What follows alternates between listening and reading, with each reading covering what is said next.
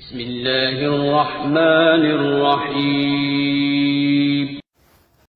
تین باتوں سے نبی پاک صلی اللہ تعالی علیہ وسلم نے منع کیا، یہ یاد رکھنے کی بات۔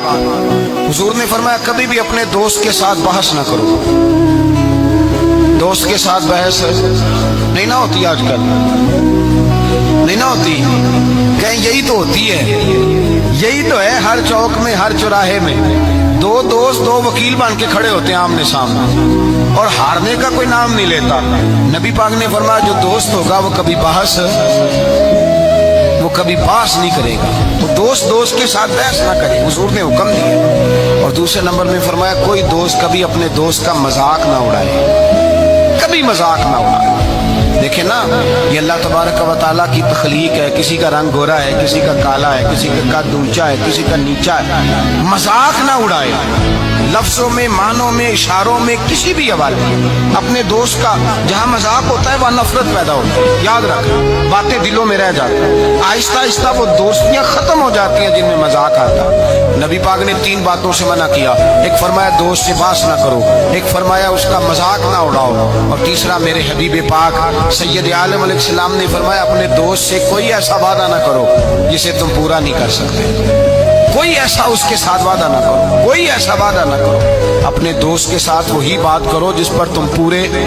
اس کا مطلب کیا ہے؟ امام غزالی فرماتے ہیں اس کا مطلب یہ ہے کہ تم اپنے دوست کا اعتماد کبھی خراب نہ کرو، کبھی خراب نہ ہو۔ دوستیاں اعتماد پہ قائم ہوتی ہیں۔ میرے مصطفیٰ کریم سید عالم صلی اللہ علیہ وسلم نے خلوص والی دوستی کا حکم دیا، اور کتنے پیارے لفظ ارشاد فرمائے، فرمایا میرا مومن تو وہ ہے کہ جو چیز اپنے لیے پسند کرتا ہے وہی اپنے بھائی کے لیے بھی پسند کرتا ہے، جو چیز اپنے لیے پسند کرے وہی شے اپنے بھائی کے لیے پسند کرے۔ خود نبی پاک صلی اللہ علیہ وسلم کا طریقہ تھا۔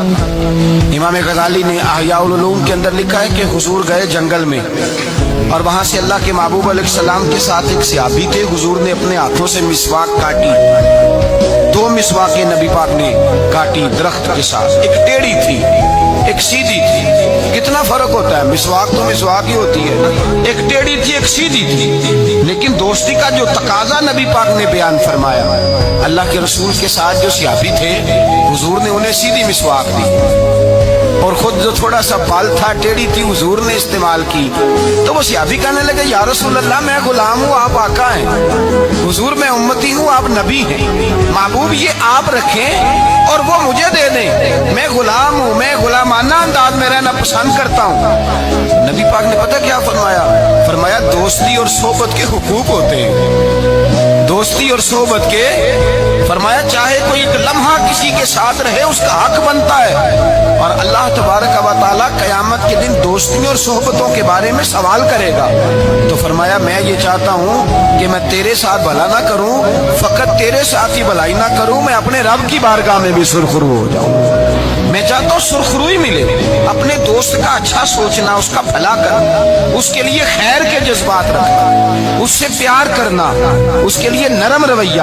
تو پہلا ادب یہ ہے میرے بھائی کہ دوستی لگائے دین کی بنیاد پر۔ دوسری گزارش یہ ہے کہ دوستی میں کبھی بھی لالچ نہ رکھیں، اور تیسری بات یہ ہے کہ دوست کی اصلاح